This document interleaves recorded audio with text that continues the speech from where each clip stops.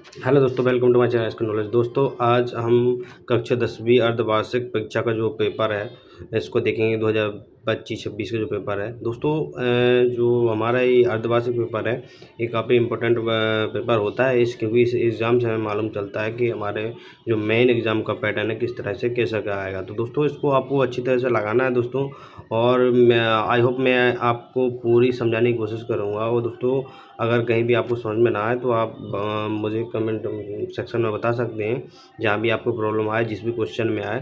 तो दोस्तों यह पेपर देखिए, हम देखते हैं कि इसमें कौन कौन से इंपॉर्टेंट क्वेश्चन है। दोस्तों इसमें सबसे पहले हम सही विकल्प पढ़ेंगे। दोस्तों देखिए, तो सबसे पहले हम सही विकल्प देखते हैं कि शुद्ध जल का पीएच मान कितना होता है। देखिए दोस्तों, शुद्ध जल का पीएच मान कितना होता है दोस्तों, थोड़ा देख लेता हूँ। शुद्ध जल का पीएच मान होता है दोस्तों 7। कितना होता है दोस्तों? तो शुद्ध जल का पीएच मान होता है 7, क्योंकि शुद्ध जल का पीएच मान 7 होता है। ठीक है दोस्तों, इस तरह से आपको क्वेश्चन लगाने हैं। चाकू द्वारा आसानी से काटे जाने वाली धातु कौन सी है? ठीक है दोस्तों, तो कौन सी है इसका? तो सोडियम आएगा दोस्तों, इसका राइट आंसर सोडियम। सोडियम एक ऐसी धातु जिसको हम चाकू से आराम से काट सकते हैं। इसके बाद देखते हैं दोस्तों नेक्स्ट क्वेश्चन।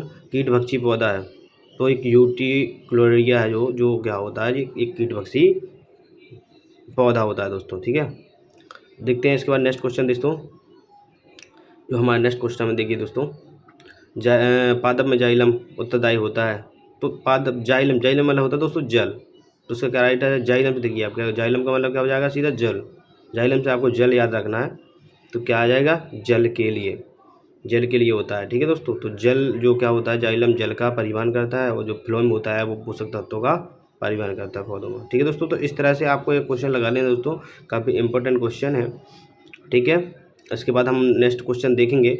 उससे पहले आप जान लें कि जाइलम का मतलब क्या होता है। जाइलम का होता है जल का ले जाना, और फ्लोएम का मतलब होता है फूड्स वगैरह यानी पोषक तत्वों को ले जाना। ठीक है दोस्तों, तो इस तरह से आपको लगाना है, इस तरह से आपके क्वेश्चन आएंगे। नेक्स्ट क्वेश्चन देखेंगे हम। ठीक है दोस्तों, दो तंत्रिका कोशिकाओं के मध्य खाली स्थानों को क्या कहते हैं? तो सिनेप्स कहते हैं दोस्तों। क्या कहते हैं दोस्तों? देखिए, सिनेप्स कहा जाता है दो तंत्रिका कोशिकाओं के मध्य को जो खाली रिक्त स्थान होता है सिनेप्स कहते हैं। ठीक है दोस्तों, इसके बाद नेक्स्ट क्वेश्चन देखते हैं हम।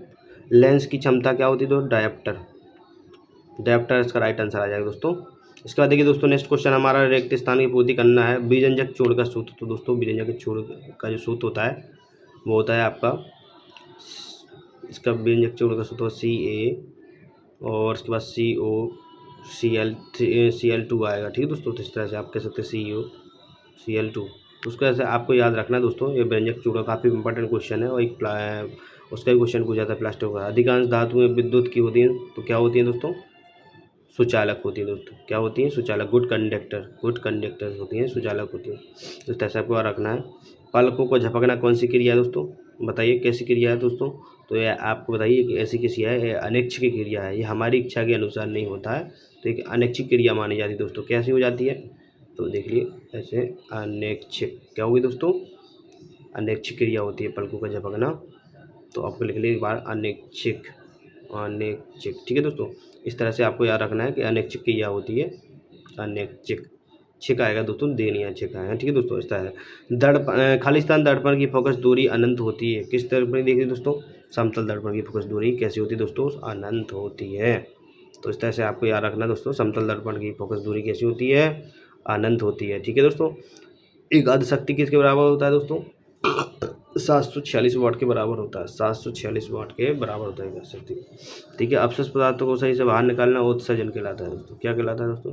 अपशिष्ट पदार्थों को सही से बाहर निकालना उत्सर्जन कहलाता है। तो इस तरह से आपको याद करना है दोस्तों। इसके बाद देखते हैं हम नेक्स्ट क्वेश्चन देखते हैं दोस्तों। इसके बाद हमारा जो नेक्स्ट क्वेश्चन आया वो आ गया सत्य और असत्य देखेंगे दोस्तों। हम क्या देखेंगे? सत्य और असत्य। देखिए इस तरह से सत्य असत्य देखें दोस्तों हम। प्राथमिक उपभोक्ता सदैव शाकाहारी होते हैं, तो ये दोस्तों सही हो जाएगा। जो हमारा प्राथमिक उपभोक्ता होते हैं वो कैसे होते हैं? शाकाहारी होते हैं। तो इसका राइट आंसर आएगा सत्य। ये दोस्तों क्या हो जाएगा? सत्य हो जाएगा।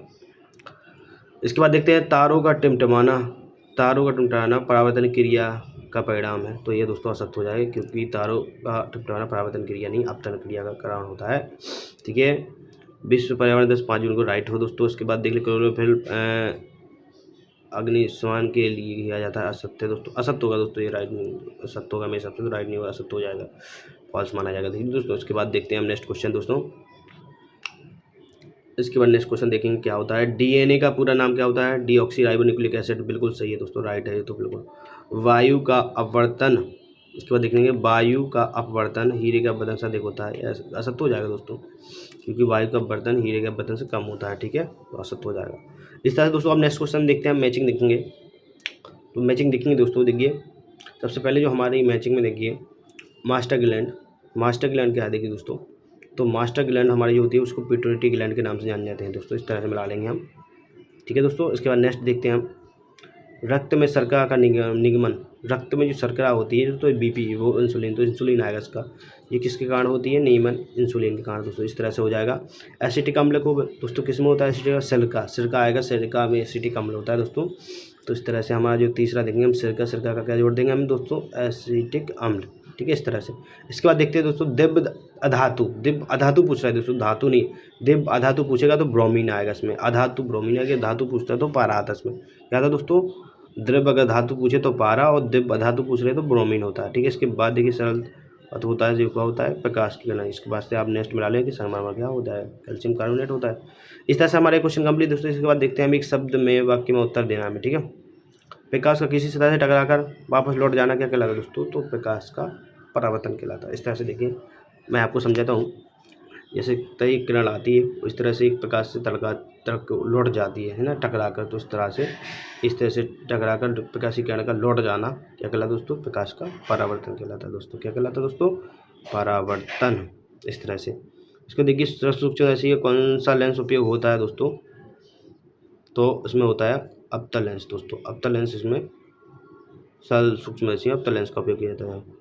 वस्तुओं को हम किसी की उपस्थिति में देख सकते हैं दोस्तों। हम प्रकाश की उपस्थिति में वस्तु को देख सकते हैं। किसकी उपस्थिति में देखते हैं? प्रकाश की उपस्थिति। इस तरह प्रकाश हो जाएगा, ठीक है दोस्तों। यूरिया का निर्माण कहाँ होता है? तो इसका यकृत में होता है दोस्तों। किस में होता है यूरिया का निर्माण? यकृत में। यकृत इस तरह से लिखेंगे, है ना दोस्तों। सर्वाधिक कठोर एवं लड़ी की धातु कौन सी होती है? तो इसके लिए सर्वाधिक कठोर ये दो धातु होती है वो टंगस्टोन होती है दोस्तों। कौन सी होती है? टंगस्टोन होती है दोस्तों। इस तरह से आपको याद रखना है, टंगस्टोन और टंगस्टोन। इस तरह से है दोस्तों। एटीपी का फुल फॉर्म क्या होता है दोस्तों? एडिसिन। एडीपी का एडिसिन इस तरह से लिखेंगे, एडिनोसिन और उसके बाद टाइपिन, एडिनोसिन टाइप फास्फेट। इस तरह से दोस्तों आ जाएगा एडीपी का फुल फॉर्म, ठीक है। इस तरह से दोस्तों हमारे जो क्वेश्चन है देखिए दोस्तों, इस तरह से हमें क्वेश्चन देखना है। इस तरह से ही आप दोस्तों क्वेश्चन लगा लें, काफ़ी इंपॉर्टेंट क्वेश्चन है दोस्तों। इस तरह से आपके जो 2 नंबर क्वेश्चन आएंगे, फिर 2 नंबर क्वेश्चन ऐसे आएंगे दोस्तों। वायु में जल आने से पहले मैग्नीशियम के रिबन को साफ किया जाता है श्वसन के लिए, इस पर ऊष्माक्षेपीय अभिक्रिया क्यों कहते हैं? इस तरह से दोस्तों मैंने आपको काफ़ी इंपॉर्टेंट जो क्वेश्चन मैं पहले ही बता चुका हूँ दोस्तों। अगर हमारे ऐसे भाई जिनको ये नहीं पता कि सर कौन से क्वेश्चन हम याद करें, तो मैं ऐसे अपने भाइयों के लिए पहले ही बता चुका हूँ कि कौन से क्वेश्चन इंपॉर्टेंट है। तो मेरे भाई जिनको लगता है कि सर हमें इंपॉर्टेंट क्वेश्चन बताइए, तो मैं उन्हें पहले ही बता चुका हूँ। मेरे जो इस चैनल में इसके टॉपिक बाय टॉपिक वीडियो डले हैं हर पार्ट के, उसमें मैंने बताया कि कौन कौन से मोस्ट क्वेश्चन है जो आते हैं दोस्तों। मैंने आपके अंदर भी बताया। तो इस तरह से दोस्तों पेपर आता है जो बोर्ड का काफ़ी इंपॉर्टेंट क्वेश्चन आते हैं। तो इस तरह से दोस्तों आप अच्छे से पेपर को लगाएं और अच्छे नंबर लाएं। आई होप कि आपको वीडियो अच्छे समझ में आया होगा। अच्छा दोस्तों, तो इस तरह से अगर आपको वीडियो अच्छा लगा हो तो वीडियो को सब्सक्राइब जरूर करें। Thank you.